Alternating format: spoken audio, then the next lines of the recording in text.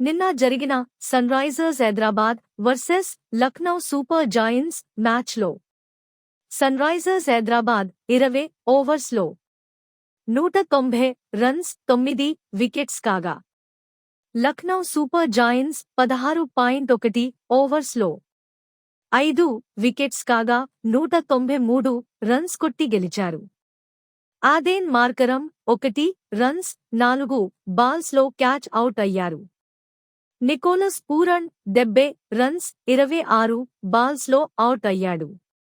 Mitchell Marsh 52 runs 33 బాల్స్లో catch out అయ్యారు. Ayush Badoni 6 runs 6 బాల్స్లో క్యాచ్ అవుట్ అయ్యారు. Rishabh Pant 15 runs 15 బాల్స్లో out.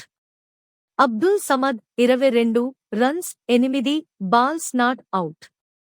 David Miller 13 runs 7 balls not out. Lucknow 3.9 balls 4 wickets తేడాతో గెలిచింది.